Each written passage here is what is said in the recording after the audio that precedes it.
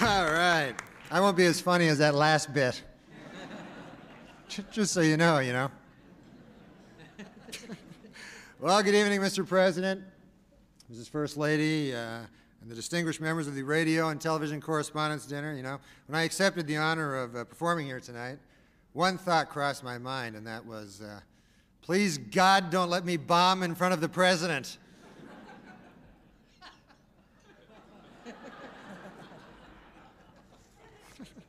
But I'm not worried. What the hell do I care? I worked on all my jokes. I got a lot of help from my joke writer, Don Imus. He was helped me a lot. Are you familiar? You know this guy? He's a funny guy. He wrote some jokes. Anyways, the dinner was great. You enjoy the dinner? We had some salmon. Yeah, it was delicious. It was great, and I thought it was refreshing to see Democrats serve something other than subpoenas for a change. I thought that was nice. I'll be doing some jokes later. I just thought I'd...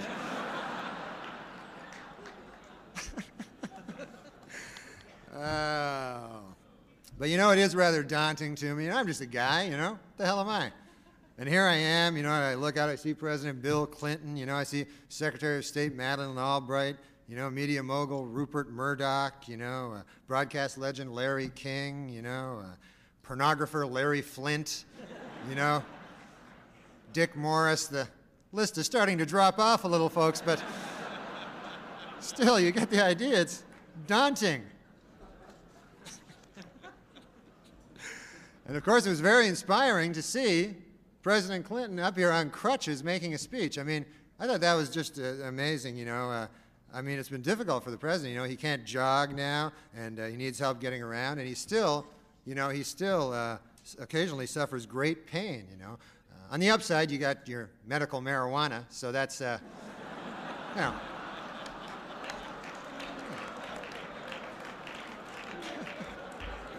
You must inhale, sir. It's the only way you're going to get better. But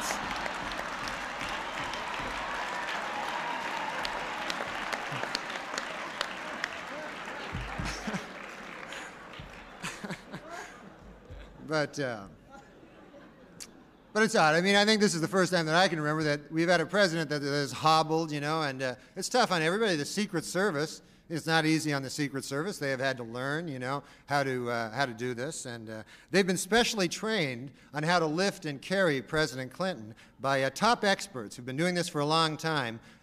Boris Yeltsin's Secret Service agents. They've stepped in to help,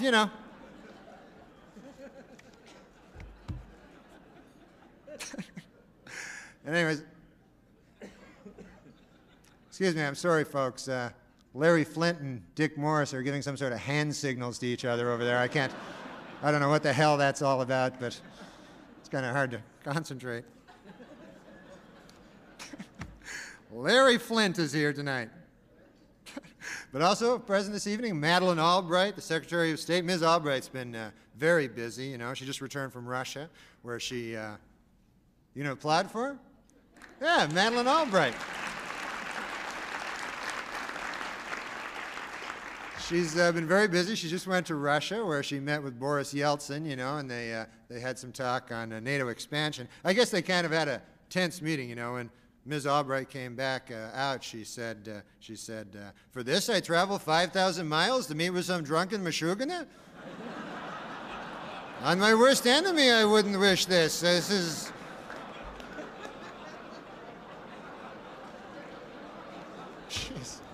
She's changed, That's what I find. She's...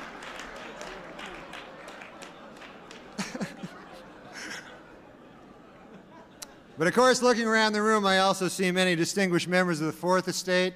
I see Brian Gumbel is here, and he just signed a multi-year contract, of course, with CBS. And, he took some time off to be with his family after the Today Show, but Bryant in his heart, is a newsman. And after a few weeks, he realized, that he missed the excitement and thrill that you can only get by making millions and millions of dollars. So,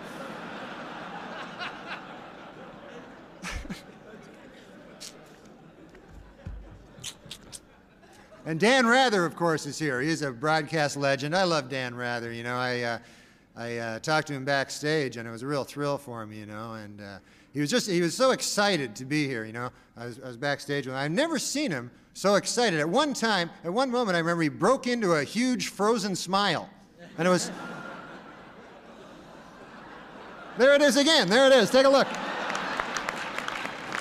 That's the huge frozen smile I'm talking about. But we got a lot of power here, a lot of juice. Mr. Rule Arledge is here, of course, the chairman of ABC News, you know, and a lot of crazy stories coming out of that division, you know. You know, stories about this person sleeping with that person and all that, you know.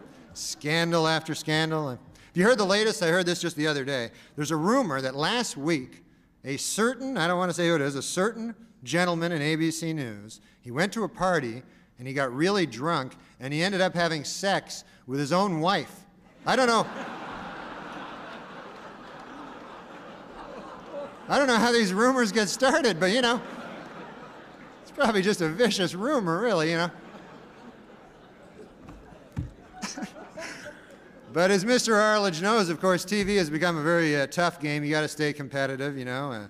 As we all know, ABC's Good Morning America is in a little turmoil, you know, a little trouble, a little rating trouble. And they're considering a lot of ways now, you know, to boost the ratings. And I don't know, I think they're getting a little desperate. I heard that next week Charles Gibson will announce he's a lesbian. I mean, is that going to help anything? Nobody wants to hear that. Martha Stewart is here, and she wanted me to tell you, don't let the busboys clear your table off tonight, because a little later Martha will come up here, and she's going to show us how to take those old discarded fish bones and make a beautiful birdhouse. So,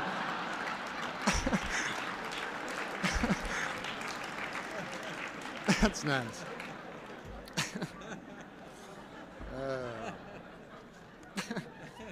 I'm very nervous. I don't know why.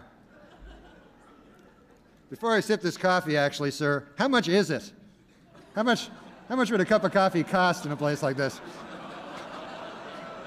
Nothing for you. Nothing, it's free? Okay, great. I didn't want to get, you know, I didn't want to see $90,000 on my bill later.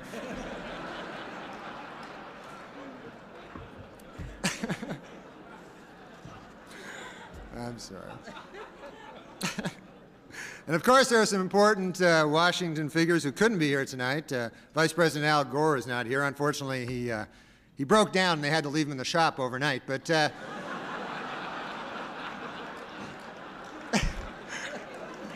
say he'll be all right later. Something wrong with the voice box or something. I don't know what it was. House Speaker Newt Gingrich is not here. A little while back, of course, everybody knows that Newt pushed through a lot of budget cuts in the arts, particularly in PBS, you know, and the effects are being felt now. I can see it, even as a layman, you know, just watching. You know, the other day I watched that show, the Frugal Gourmet. It changed its name to the Cheap Bastard. I mean,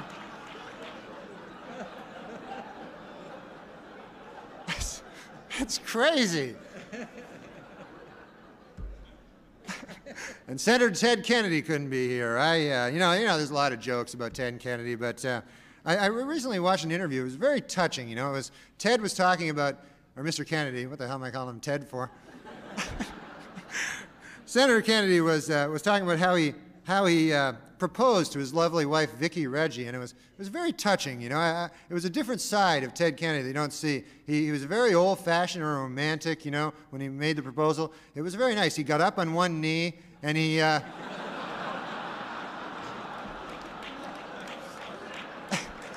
was nice, you know. You hear all the stories, but then you hear something like that, and, you know, it makes you.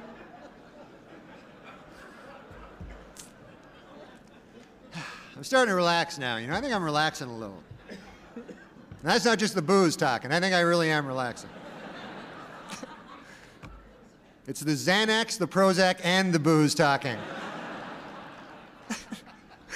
But no, I'm a little nervous, you know. I mean, who the hell am I? But it's been great to be in Washington, I can tell you that, man. Oh, my God, I had a lovely stay here so far. I've been sightseeing, you know. And in fact, I stopped at a museum. This is probably interesting to you guys. They have this news museum now. Have you seen this?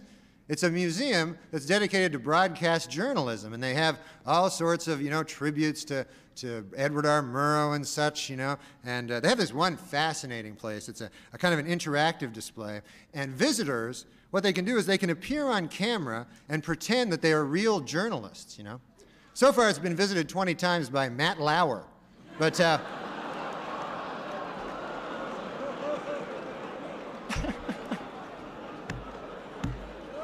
I guess he's a legend, too. I didn't know. You got Murrow, Severide, Edwards, and Lauer. All right. And also today I took a visit to the White House. For any of you who haven't taken a visit to the White House, unbelievable. So, you know, awe-inspiring and, you know, very lot of rich in history, so beautiful, you know. Although I did notice a kind of an odd sign on the president's desk. It said, the yen stops here. Have you seen it? What the hell's that mean? The yen? I thought it was the buck stops here, I'd always heard.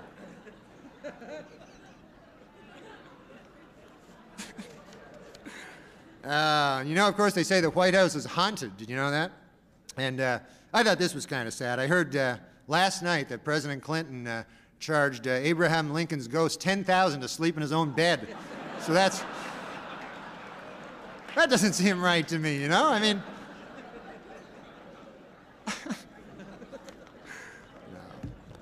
But look, the president, you know, has come under a lot of fire for raising money, but you know, he's good at raising money. That's not a bad thing. Every president's done it. It's just that President Clinton is very, very, very good at it. Do you know he has organized in the past year over 100 fundraising dinners and over 200 fundraising midnight snacks? Did you know that? Is he laughing? Is he? Is he?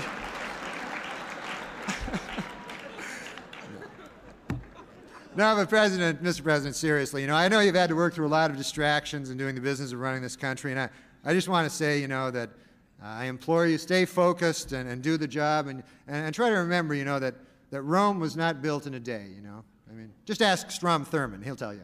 It was not built in a day. He's an old fella, you know, folks. How would you not know that?